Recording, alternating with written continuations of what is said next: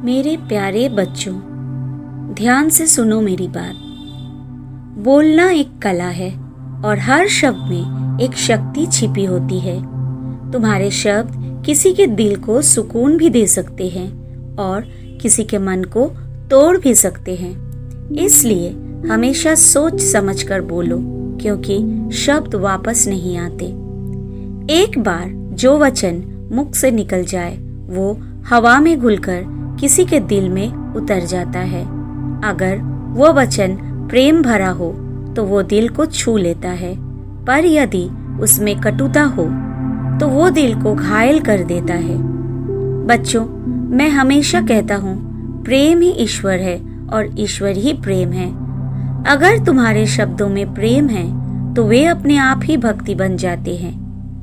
कितना सरल है एक मुस्कान देना, किसी से प्रेम पूर्वक बात करना और किसी के दुख को समझना। मगर इंसान अक्सर अपने अहंकार, क्रोध और अधीरता में भूल जाता है कि उसके शब्दों का असर कितना गहरा होता है। मेरे बच्चों, जब कोई तुमसे कटु वचन बोले तो तुम शांत रहो। उस क्रोध के उत्तर में क्रोध मत दो। जलती हुई आग में अगर तुम और आग डालोगे तो वो और भड़क उठेगी, लेकिन अगर तुम उस पर प्रेम का जल छिड़क दोगे तो वो आग ठंडी पड़ जाएगी। याद रखो, मिठास सिर्फ शहद में नहीं होती, वो तुम्हारे शब्दों में भी होती है। तुम्हारे एक मीठे बोल से किसी का दिन बन सकता है, किसी का मन खिल सकता है और कभी कभी तुम्हारे एक नम्र उत्तर से किसी का दुख भी दूर हो सकता है। मैं तुमसे कहता हूँ, कभी भी किसी के बारे में बुरा मत बोलो, भले ही उसने तुम्हारे साथ अच्छा ना किया हो, क्योंकि जब तुम किसी के लिए बुरा बोलते हो तो वो जहर तुम्हारे भीतर भी फैल जाता है। मन की शांति शब्दों से ही टूटती है और शब्दों से ही बनती भी है। एक बार शिरडी में एक भक्त मेरे पास आया। वो बहुत परेशान था। उसने कहा, बाबा, लोग मेरे साथ बुरा बोलते हैं, मुझे अपमानित करते हैं।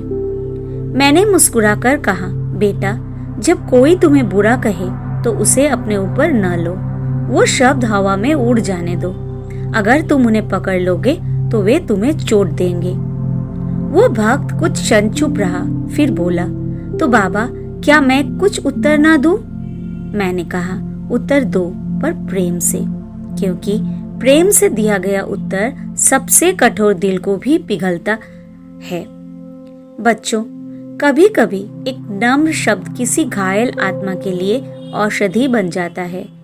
तुम नहीं जानते कि सामने वाला क्या झेल रहा है, इसलिए हमेशा ऐसा बोलो कि उसे राहत मिले। जैसे फूल अपनी खुशबू बिना भेदभाव सबको देता है, वैसे ही तुम्हारे शब्दों में भी दया, करुणा और मिठास होनी चाहिए। जो मनुष्य अपने शब्दों पर नियंत्रण रखता है वो अपने जीवन पर नियंत्रण पा लेता है। बिना सोचे समझे बोलना अज्ञान का प्रतीक है और जो व्यक्ति शांत रहकर सोच समझकर प्रेम से बोलता है वही सच्चा भक्त है। बोलने से पहले 3 बातों पर विचार करो। क्या मैं जो कहने जा रहा हूँ वो सत्य है? क्या वो जरूरी है? और क्या वो प्रेमपूर्ण है? अगर तीनों उत्तर हाँ हैं, तभी बोलो। याद रखो, ईश्वर वही वास करता है जहाँ प्रेम और मधुरता है।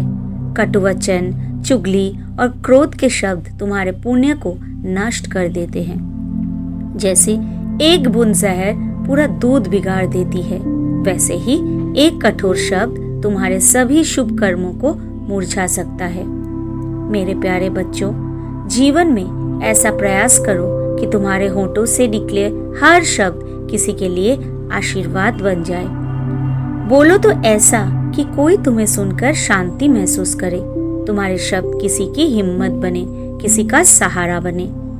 कभी भूल मत जाना कि भगवान शब्दों में बसते हैं। राम का नाम भी तो शब्द ही है, पर देखो उसमें कितनी शक्ति है। जब वही नाम तुम्हारे मुख से निकले तो तुम्हारे शब्दों में भी वही दिव्यता आ सकती है। इसलिए बोलने से पहले मन को शांत करो, थोड़ी देर साईं का नाम लो और फिर जो भी कहो प्रेम से कहो। फिर देखो जीवन कितना सरल और सुंदर हो जाएगा।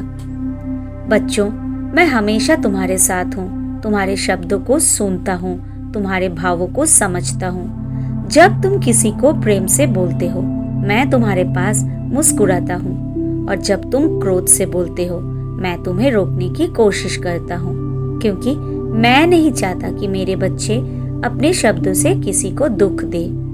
इसलिए आज से एक संकल्प लो कि तुम हर परिस्थिति में प्रेम पूर्वक बोलोगे, चाहे कोई तुम्हें समझे या ना समझे, तुम मीठे बोल ही बोलोगे। यही सच्ची भक्ति है, यही साईं की राह है।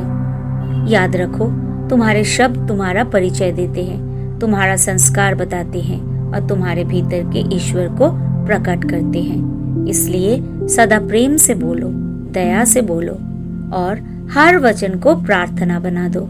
साईं तुम्हारे हर शब्द में बसे हैं, हर श्वास में उनका नाम गूंजे और तुम्हारा जीवन प्रेम, शांति और मधुरता से भर जाए। तुम्हारा साईं बाबा।